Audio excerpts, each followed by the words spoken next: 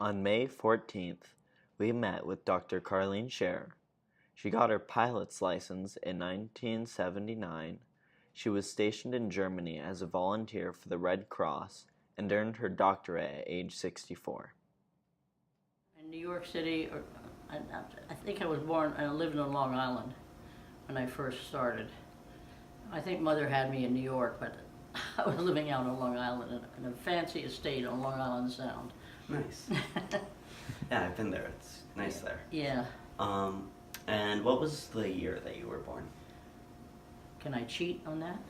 Unfortunately, no. 1935, February 12th, 1935.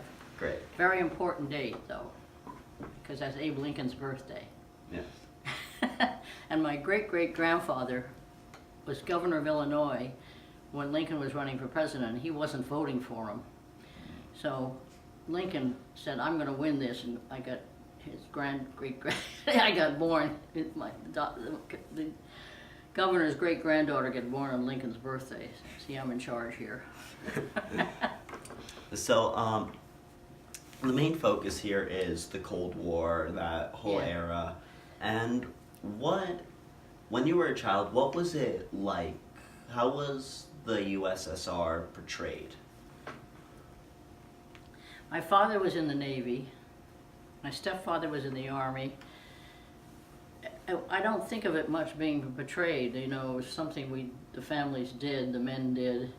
My father had always been on a boat, always been sailing all his life, and he was very upset because he was on a huge Navy ship, but when that was not in charge. Then my stepfather was a colonel in the Army, and he was stationed in Washington, and it was a difficult time. He was a colonel, and he was doing all this stuff, and us as kids really weren't let know anything about what was going on. We couldn't get any news about what was really happening, and later on, as far as military, but after the war was over, my first husband was in the Army, and we were stationed in Germany not long after the war, 1954, for 2 years, and that was quite an experience. And I thought the Germans would all hate us, but the war, there was still so much damage in Germany and everything and they were actually very kind to us. Can you say where in Germany? Frankfurt am Main in Germany, Frankfurt.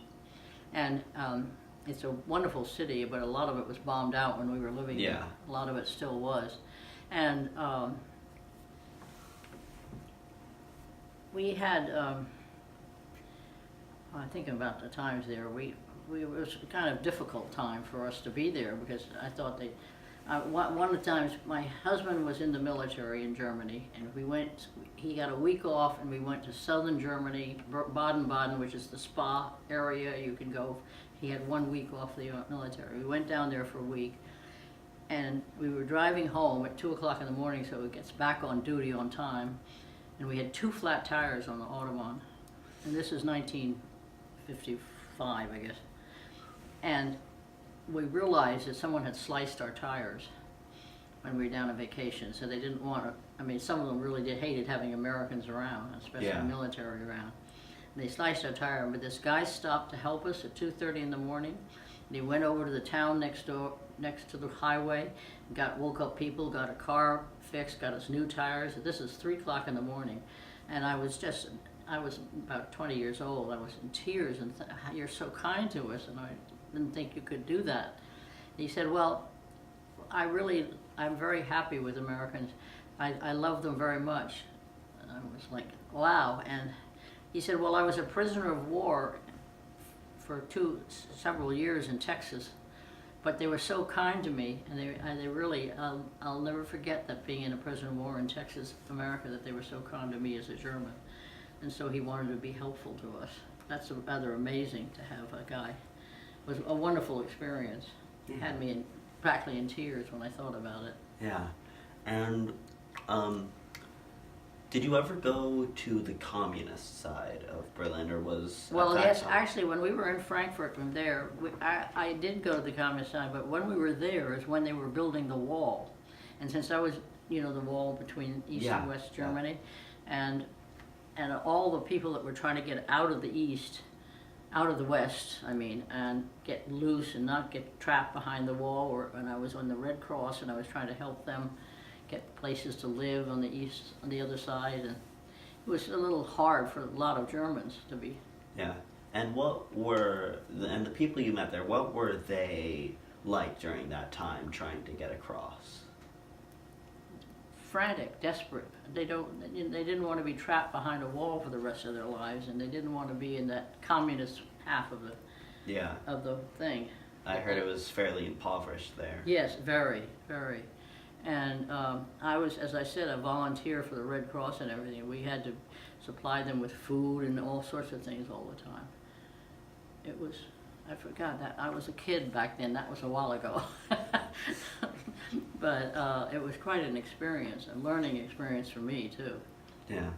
And when you were hearing about the USSR and communist government, how did you feel about that? I'm trying to think back of when I was 20 years old. I think we felt pretty awful that this was happening, and we didn't want the communists to take over, and they were more of an enemy than the Germans were at that point. Yeah. They really were. And they were often portrayed as the biggest threat. There was threats of nuclear war and that kind Yes. of stuff. Did that frighten you? Yes, it was frightening, and it's funny when I think back, because I was so young and that was so long ago. But my first husband, when he was in the CIC, which is Counterintelligence Corps, so his job as intelligence is spying and seeing what's going on and all that. And he didn't like what was happening, because you could see that they were going to take over. Yeah. And did you ever hear about nuclear tests and that kind of stuff? Yes, actually, it was in Florida where they did some of them at one point down there. And what was that like?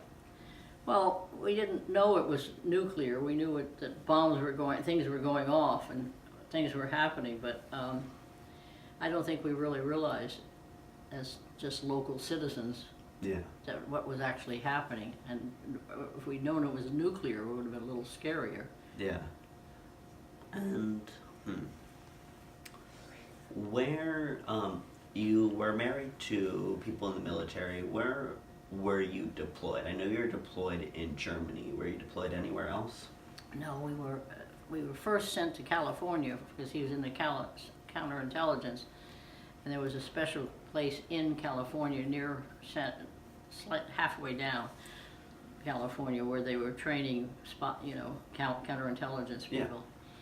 Yeah. And we were there for 6-7 months, I think, for his training. And then we came back and were immediately put on a ship to go over to Germany. That was a little bit scary ride. Yeah, that must have been You can imagine in those days, it wasn't like getting on the fancy boats that would take you across. Yeah, it was just like probably a bare bones We had freighter. They were all the men in the military were down on the lower decks, and anybody that had their wives going with them were stuck in little tiny 1-2 people apartments up on the top of the boat, and we weren't allowed to meet, but they finally said, okay, you can meet once on the trip over. In those days it was 10 days to get across now. Yeah. And so I got a message from my husband, we can meet, I'll meet you there at such and such a time. And I've got some people who will play bridge with us. And I go down and we meet at on one of the floors on this boat. It's a grubby boat. And we go in and he said, well, we'll play bridge here. And we sit on the floor of the men's bathroom. That's where we played bridge. I was a proper young lady. I'm thinking, what are we doing in here playing bridge? Yeah. On a boat trip to Germany. But it was, they were perfectly nice to let us do it, but it's a little strange when you think back of it. Yeah. And after Germany, were you sent anywhere else? No, Germany, we were there for 2 years, or a little over 2 years. He was,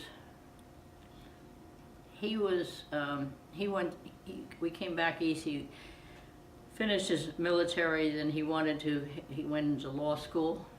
He wanted to be a lawyer, and he was at the Boston University Law School. And he was a terrible student, so I used to have to help reading his law stuff. And he was not doing that well, but he flunked the first year, then he went back and kept on going with the law school. And he came home one day. We had 2 kids by then. They were 3 and 1.5. And he comes home one day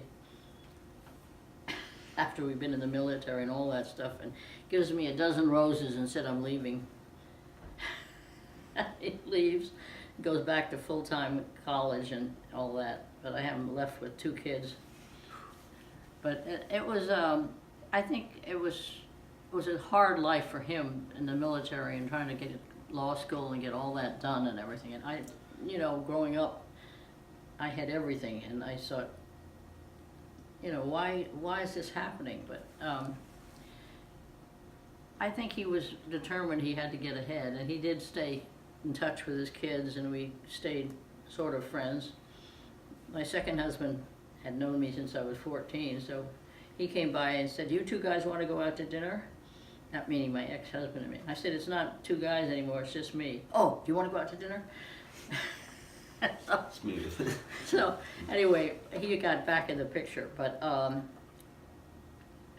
it was hard, and I was taking care of 2 kids in an apartment outside of Boston, and we set it up so that he would visit the kids quite often and stuff like that. But the military was all done at that point. Yeah.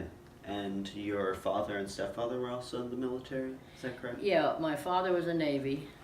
And where was he? Well, he was, to be honest with you, he had the Brooklyn Navy Yard. I think it's still the Brooklyn Navy Yard. It's where all the Navy officers were. Yeah, I remember going there, and my dad liked to go into the bars in the Navy Yard, and he'd go in and get his bourbon or whatever, and he'd give me a Coca-Cola when I was a little kid in the Navy Yard. But the fact that I was in there with all those Navy guys who were on off duty at the moment, but that was the main headquarters for it, and I think they did a lot of organizing for the Navy in that Brooklyn Navy Yard. They, what did you say, my stepfather? Yeah. He was Army, and he was counterintelligence, and I can't think of the name of the building outside of Washington that was just especially for that. So did you move around when you were young? Yes. Quite a bit? Oh, it's terrible. I moved so much. My mother, I married my father. I lived on Long Island, then we lived in New York City, then I lived in Washington, D.C., and then Baltimore, Maryland, and then back to Long Island, and up to Boston, and then to Fitchburg, Massachusetts, and then... And what were the reasons for moving so much? My mother was remarrying, and my stepfather was in the military in different places,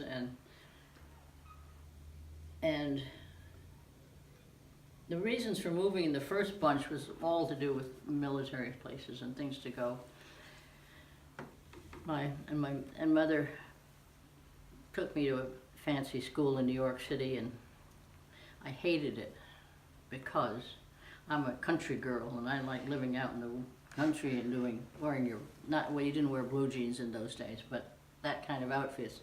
And she put me in a school in New York City, which still exists, and What school? Chapin. I have seen the building. Yeah, what you had to do when I was second grade there, what you had to wear was a turquoise bloomers, and a turquoise, and a white blouse, that's for sports, and a little jumper over the blouse when you class. I believe that school is where my father went to his first couple of years of schooling. Well, how old would he be now? He's 57. I'm just thinking The school is still around. I know it's very much, but I didn't know if it was boys now. I guess it wasn't. It was just girls when I was there. Yeah, Chapin. Well, Chapin's an excellent school. academically. Yeah.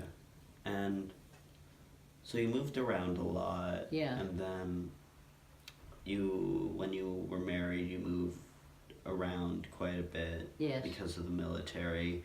And during those times, did your husband ever talk about Russia or those areas, or? Not really. I'm trying to think about that. He didn't talk much about it. It wasn't, I guess, from my point of view, busy bringing up 3 kids, and you're not thinking about all that stuff over there. They Yeah. were, but they weren't in the military their whole married life. They were just at the beginning of it. So we weren't into the Russian stuff. But living in Frankfurt, Germany for 2 years, after that was quite something. I was amazed. They were so kind to us.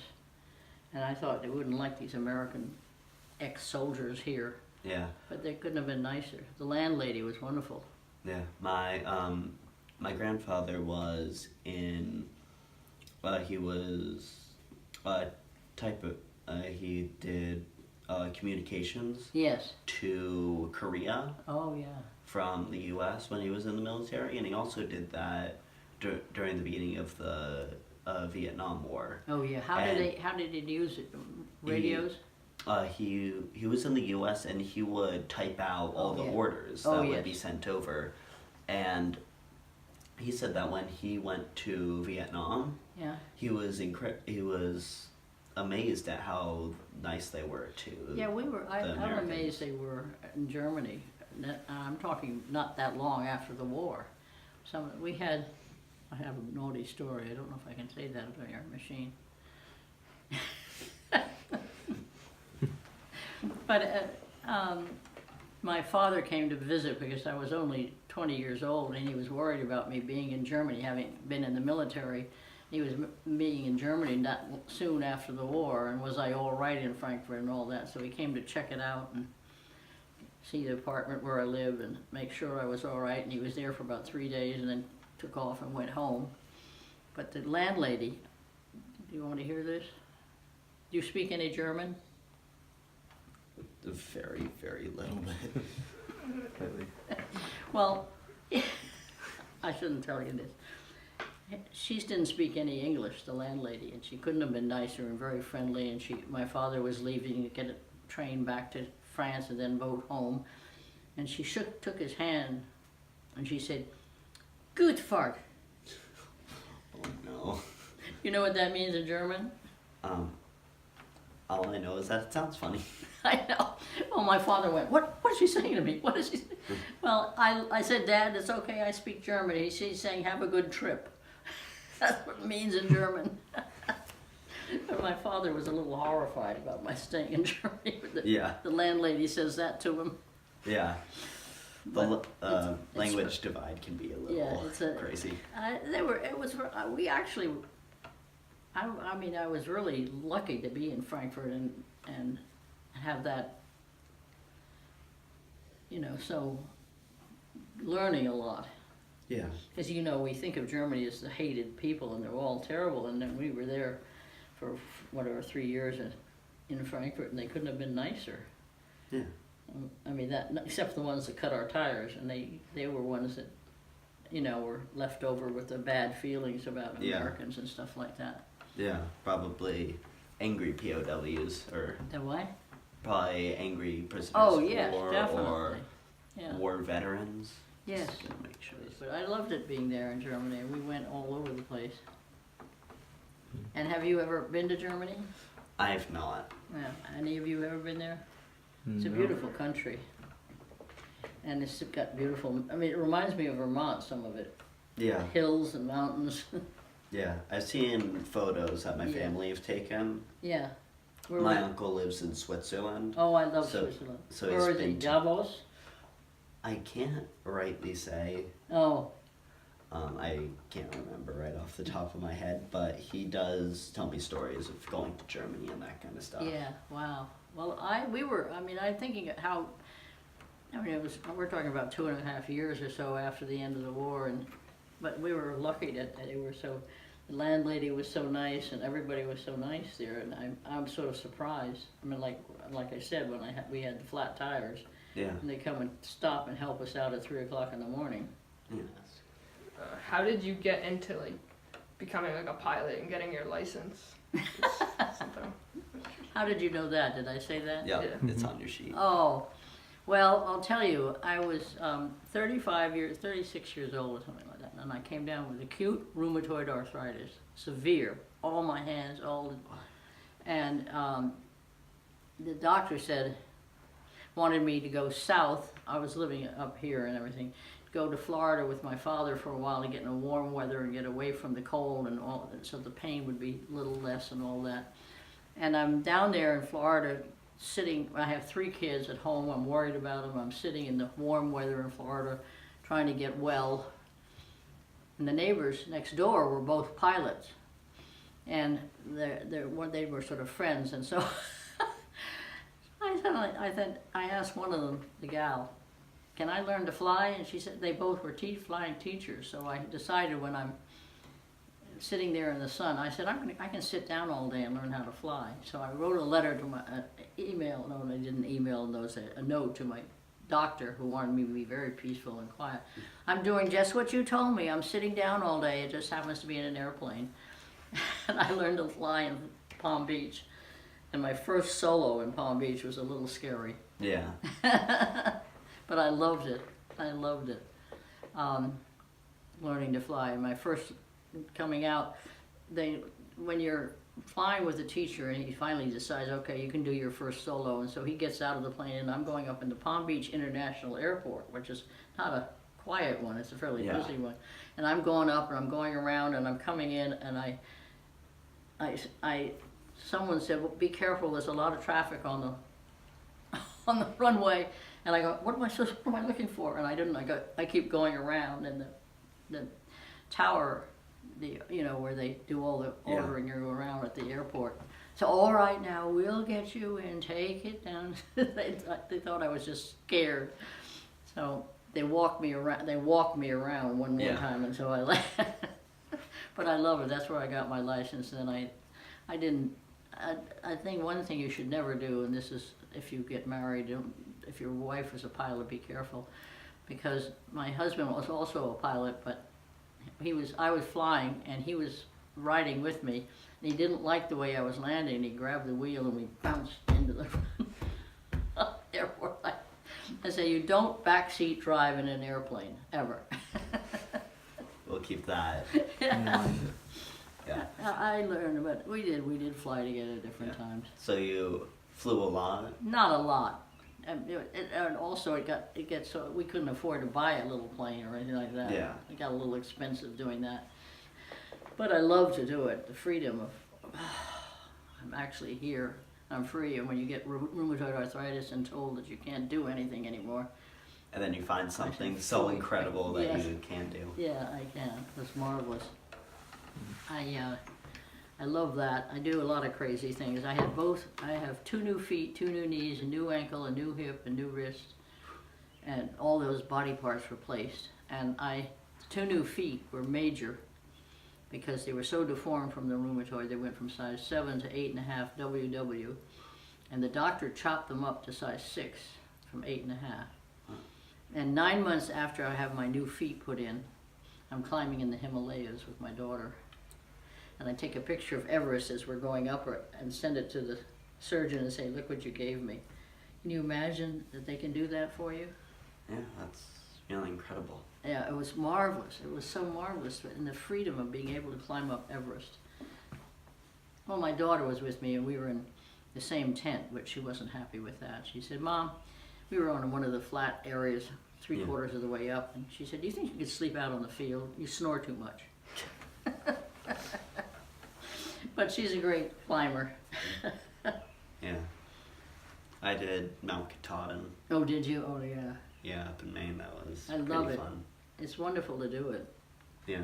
And she went all the way up with her Edmund Hillary.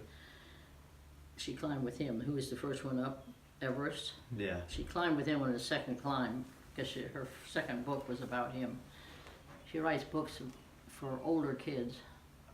about people that carry messages of peace and compassion and kindness to other people, and they were all, like she did the Dalai Lama, and she did Edmund Hillary, and that all these people have done things for other people. And what was the Dalai Lama like? Oh, he's wonderful. He has a great sense of humor. As I told you, I bawled him out the night before, because what he said. I told you, because he said he was so old. I said, Dalai, you can't say you're so old. And he's looking at me like, what is this woman going to say to me? I said, well, Your Holiness, you can't say you're so old. You're born in July of 1935, and I'm born in February of 1935, and that makes me very, very old. And he gets laughing, doing this in my hand. This is the morning he won the Nobel Peace Prize. Yeah. And can you imagine he's sitting there talking to this silly woman, bawling him out? But he's a dear, and he's done a lot of stuff, and my daughter's done a lot with him. Cool. Yeah. You gotta look at my What other sheet stuff here. do you want to know about? More important things instead of my silly stuff? Well, back to when you went to, because you moved around a lot as a child, I went to what? because you moved around a lot. Oh, yes. As a child, did the schools you go to ever have like air raid drills or anything like that? I'm thinking back in the oldest days of yeah, the ones in Baltimore did, and Washington. I forgot about that. They did have drills, and you had to get under your desk and go into strange places. And Yeah.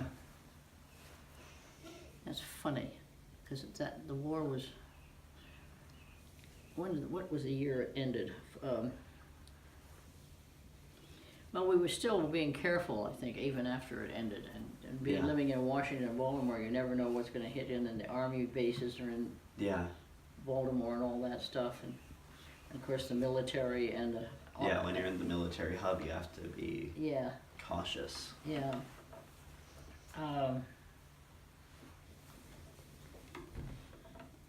It's funny because we were so young that you weren't, but I do remember in Washington and in Baltimore that we had things maybe at least once a week to start with, and then you learned where you would go or where you should go to and all that stuff. Interesting. And New York City, I'm trying to think, Chapin School, they had it too. That was in a school, in an apartment, sort of a building in the middle of New York City. And I think we had some testing there. I was just in the second grade. did you ever see or hear about bomb shelters or anything like that? Shelters? Yeah, Yes. bomb shelters. When I helped run shelters in Germany and help take care of people. And what were those like? Well, they were pretty crowded and pretty grim, but at least we tried to make them, where we were in Germany, trying to make them get enough food and make sure they were all right. And the trouble was that a lot of them had kids and stuff like that, and how do you get them all in a shelter?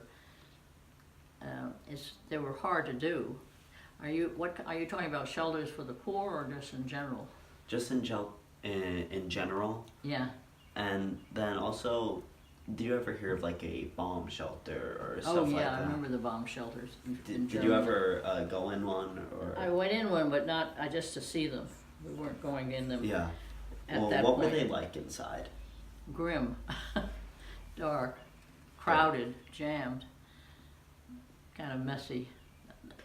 That's so long ago. I'm trying to think. It's strained my brain. I'm remembering that, but they were places to be safer, but they were pretty grim. Were there any supplies in them? Well, yeah, I think a lot of volunteers helped bring food in and bring stuff like that, and I don't know about. I'm trying to remember if sometimes we donated clothes and things like that for people that had to leave their homes and stuff. In Germany, there was more. When I was in Germany, we did a couple of shelters there. So thinking back on the Cold War, do you think there are any lessons that the world needs to learn from that experience? I don't think we learn properly. We should have learned from all of that. But we keep getting back into more wars and more this and more that. I think we need to balance it more and try to accept different people for what they are. Not the fact that they're out shooting people or anything like that, but I mean, so many people hate the Muslims and so many people hate the this, and it's too bad that, and the Muslims hate other people, and that keeps going on, and too bad we can't make it more Level. accepting all over the world. I don't know what the answer is to that. I think humans will have that naughty side of them, trying to run everything. But I don't know, what have you thought about what we can do? I mean, Well, I think everyone's thought about it Yeah. at some extent, but I don't think everyone has a full, I don't think you can have a full Oh, yeah. knowledge about this. no, but I think, I mean, I've done a lot of volunteer work around the world and here, and I just think it's so important if we can carry the message of more peace and caring and all that kind of stuff. And so you saw the Berlin Wall being constructed. Yes. Do you remember it coming down? Well, I sort of remember, but I wasn't there, or no. Yeah. But do you remember Yes, and that's amazing that how that happened. And it was, I can't remember how did they chop it down or they blew it down. I think they blew up some of it, didn't they? Yeah. And you were in the States during that, and what was the general feeling about The wall it? coming down. Yeah.